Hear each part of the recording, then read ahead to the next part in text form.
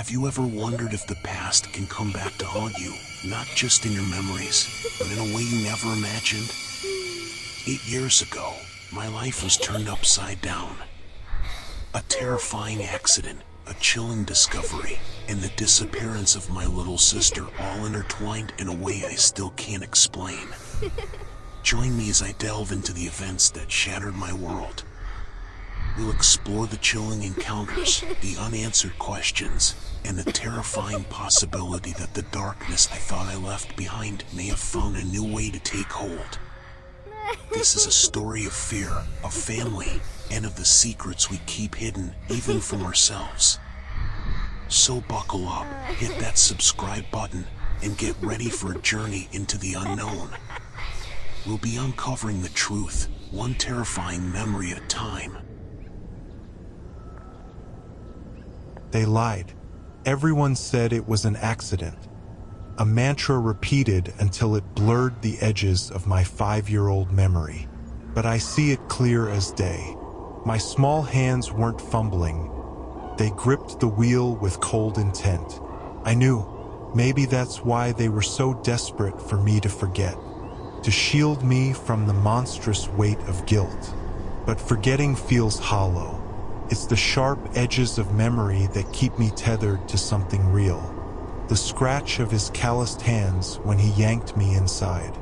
The chilling blue of his eyes, a predator's gaze. The glint of the knife, the fetid stench that clung to him like a shroud. He called me Little Love, his voice dripping with a sickening sweetness. Later, I learned the horrifying truth, what he'd done to others before me. He didn't just take them, he devoured them. The escape wasn't graceful. 1,000 hushed apologies later, I knew. A cop, a stroke of absurd luck, spotted the commotion across the street. Sirens wailed as I wrestled for control, a desperate gamble against a growing darkness. I lived, a survivor stained by the cost. No roadmap for the aftermath. Years have scabbed over the wound, a fragile normalcy. Why me? A question buried with the past. My parents, a silent echo of what if. New beginnings in a new town, a fresh canvas. Then, a miracle.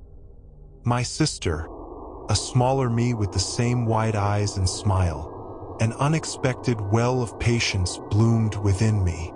She was sunshine personified, blissfully unaware of the shadow clinging to me. And we vowed to keep it that way. No burden for her innocent heart. The facade held, a fragile piece, a carefully constructed normalcy. We were happy, or at least content. Then, the screech of tires shattering the illusion. A red light, a fender bender, a jolt back to reality. Thankfully, no serious injuries, just shaken hearts and crumpled metal. But the accident ripped open a buried wound. The man hadn't been mentioned in years. His name a taboo whispered only in nightmares. We buried him deep, for Kimberly's sake. My parents clung to the delusion of her innocence, a shield they desperately needed. I never told them the truth. The way she started slipping into my bed at night after the crash. It became routine. The creak of the door, a familiar weight settling behind me. I'd mumble a sleepy greeting, the mattress dipping a comforting inch. Fuzzy memories blur together, most nights lost in a haze of half-sleep. But one night, the warmth, the security, it all shattered with a single, chilling whisper in the darkness. Kimberly's voice, a whisper in the darkness, sliced through the carefully constructed calm. Do you remember the car accident? I plastered a smile on my face, a practiced response to her frequent questions. Of course, silly. It was just a few days ago. But her reply shattered the facade. No, not that one, she insisted, her voice barely a murmur. That other time. My heart hammered against my ribs. I feigned disinterest, muttering, What other time? My voice sounded hollow in the quiet room. That other time, she whined, her childish voice laced with something deeper. The time I was hurt. A lie slipped past my lips. We weren't hurt, Kimberly. Denial felt heavy on my tongue. She burrowed deeper into me, her small body a stark contrast to the chilling weight in my gut. You weren't, she mumbled. But I was. I spun around, the bed creaking in protest. Her form barely stirred, but a sleepy smile played on her lips.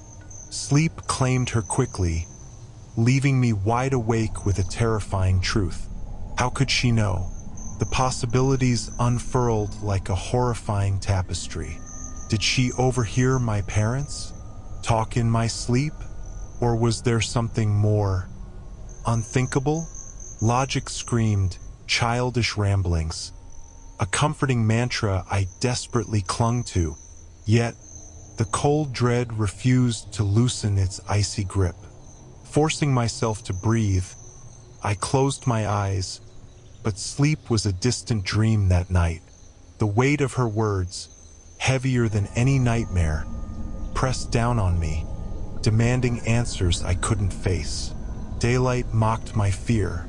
I buried myself in chores, shoving the encounter into the recesses of my mind. By nightfall, a treacherous calm had settled. The air hung heavy, the silence broken only by my own ragged breaths. Sleep beckoned, its hold almost absolute when the dreaded creak pierced the quiet. Habit took over. My hand reached back, patting the mattress. Come on, then, I mumbled, voice thick with exhaustion. A single, chilling sentence shattered the facade. Hello, little love. Ice clawed at my insides. It was a whisper, yet it echoed through the room, mimicking a voice I thought I had buried with the past. A voice I hadn't realized I remembered. A voice that sent a jolt of terror through me. I scrambled upright, the bedside lamp a beacon in the suffocating darkness. Her tiny silhouette stood in the doorway, a wide, unsettling grin plastered on her face. It took an eternity to force out the words, "What did you just call me?" Silence. An unervingly blank stare met mine. My voice cracked, a desperate scream of her name morphing into a choked sob. She remained motionless, blinking rapidly before lumbering towards the bed. Her movements were clumsy, unnatural. Terror rooted me to the spot as she climbed in, her small form heavy with an unknown weight. Finally, a small hand reached out, a slap more like a caress. "Light," she mumbled, her voice devoid of its usual childish chirp. My hand moved on autopilot, plunging the room back into darkness. We were swallowed by the shadows. A suffocating presence nestled against me. The weight of her words a chilling reminder of the nightmare that refused to end. Breakfast was a silent war zone. Every creak of the floorboards, every rustle of the newspaper, sent shivers down my spine. The memory of that whisper, a ghostly echo of a voice I'd buried alive, clung to me like a shroud. My parents, lost in their own unspoken anxieties, wouldn't understand. They had their secrets. Silence was our dysfunctional family currency. Kimberly, however, couldn't ignore the growing tension. Her usual chatter was replaced by a heavy silence. Her small shoulders hunched as she stared listlessly at her cereal. A wave of guilt washed over me. None of this was her fault. To distract her, I suggested a detour through the park on our walk to school. The park, with its vibrant flowers, was her happy place. Maybe a dose of sunshine could chase away these dark shadows. Her face lit up at the mention of the park. Relief flooded me, a small victory against the encroaching dread. She darted upstairs to grab her bag, while I lingered in the kitchen, rinsing dishes. A moment later, her voice, uncharacteristically serious, echoed from the doorway. I didn't turn, assuming she was waiting for me to finish. "I won't ever chew on your bones. I promise." The chilling words echoed in the kitchen as I spun around, water cascading from the sink. Her face, devoid of its usual childish innocence, held an unsettling calmness that mirrored my racing heart. Without a word, she vanished, leaving me drowning in a sea of unease. That afternoon, logic battled dread. It was just a kid's babble, right? Yet, each unsettling echo of the past, each bizarre utterance, hammered at the edges of my sanity. Did she truly understand what she was saying? Or was there a deeper, more horrifying truth lurking beneath the surface? The school bell's shrill cry tore me from my thoughts. As I waited, a knot of apprehension tightened in my gut. Then, a ray of sunshine. Kimberly, a whirlwind of strawberry shampoo and frantic joy, launched herself into my arms. Relief washed over me, momentarily pushing the darkness aside. I held her a little too long, savoring the warmth and innocence. A fleeting thought pierced my joy. How long before these hugs become unwelcome? Before the darkness she brushed against seeped fully into her world? With a shaky smile, I took her bag, the weight a grounding force against the tide of fear threatening to consume me. The familiar walk home was punctuated by Kimberly's chatter, a constant stream of schoolyard stories and proudly displayed drawings. I feigned interest, the weight of her words unspoken pressing down on me. She name-dropped classmates I didn't recognize, weaving tales from a past I couldn't access. Tuning out became a practiced art. Dozens of figures huddled at the crosswalk, waiting for the light. My parents' ingrained rule echoed in my head. Hold hands when crossing. Reaching blindly for Kimberly, my blood ran cold. The hand that grasped mine wasn't small and soft. It was large, rough, a grip like sandpaper. A man's hand. Panic surged. I yanked back, scanning the crowd for the source of the touch. No one seemed close enough, no one old enough. My gaze darted to Kimberly, her brow furrowed in confusion. "Daddy said hold my hand," she declared. "I know, sweetie." I forced a smile, the taste of fear metallic on my tongue. She puffed out her lower lip, tiny fists clenched. "Why'd you let go?" The light changed. The throng lurched forward. Desperation clawed at me. I settled for guiding her across, a hand on the back of her head. Her protests echoed across the street. "No hand! No hand!" Those weren't the words of a playful child. They were a chilling echo. A whispered promise sent shivers down my spine. The slam of my bedroom door echoed through the house. A flimsy barrier against the dread coiled in my gut. Kimberly's whines and accusations of being mean were a dull buzz behind the locked door. Time stretched, a suffocating cloak, as I tried to catch my breath. The memory of the hand at the crosswalk replayed on a loop in my mind, each iteration etching the horror deeper. How could I explain it? My parents, burdened by their own unspoken anxieties, wouldn't understand. Every attempt to articulate the events felt like buffing a tarnished mirror, the truth glinting back at me with a horrifying clarity. Dinner was a battlefield of forced smiles and stolen glances. Kimberly's gaze, once filled with childish trust, was now an unreadable puzzle, amplifying my unease. The moment permission was granted, I bolted back to my sanctuary. "No bed with you tonight," I blurted to Kimberly, the words scraping against my throat. Her protests, a torrent of tears and accusations, washed over me. Guilt gnawed at me, turning me into the villain of her innocent world. Yet, with each whimper, the memory of the rough hand, the chilling echo of words, slammed back. Sleep, a distant dream, mocked me from the darkness. Hours bled into one another, the silence broken only by the ragged gasps of my own fear. A jolt ripped me from sleep.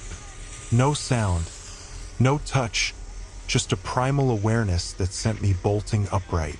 Kimberly stood inches from my face, bathed in the oppressive shadows of my room. Her large eyes, usually sparkling with childish curiosity, were now black voids, unblinking and emotionless. My breath caught in my throat as I stared back, muscles locked in terror. "Kimberly," my voice rasped, shattering the suffocating silence. No response. The stillness stretched, a living entity pressing down on me. I noticed then that her small hands were clasped tightly behind her back. "Kimberly," I tried again, forcing a sternness that felt hollow. "What are you hiding?" A flicker of movement, a shift of her tiny body. "Nothing," she chirped, her voice a sickeningly sweet melody in the darkness. I didn't believe her. Every fiber of my being screamed danger. "Show me," I demanded, my voice cracking despite my best efforts. A slow, unsettling smile spread across her face, a stark contrast to the emptiness in her eyes. A sliver of moonlight sliced through the gloom, catching the glint of metal. In that split second, the bed lurched beneath me. A choked gasp escaped my lips. Was she? No. Kimberly hadn't moved. Yet, there, embedded inches from my head, a 6-inch kitchen knife protruded from the mattress. The force required to lodge it there was undeniable. Panic surged through me, cold and suffocating. Kimberly stood there, a silent sentinel bathed in darkness. As I reached for the light switch, her horrifying act the only explanation for the chilling weight pressing down on my chest. The scream still echoes in my mind, a ragged tear in the fabric of memory. My parents, a blur of frantic movement, flooded my room, but the details after that fade, dissolve into a hazy nightmare.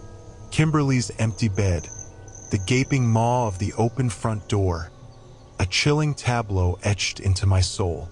8 years have crawled by, each one a monument to my unanswered questions. What did I see that night? Was Kimberly haunted by the shadow from my past? The man who had tried to take everything? Did he return, reborn in her innocent form, to finish what he started? Did she run, fleeing some monstrous truth I couldn't face?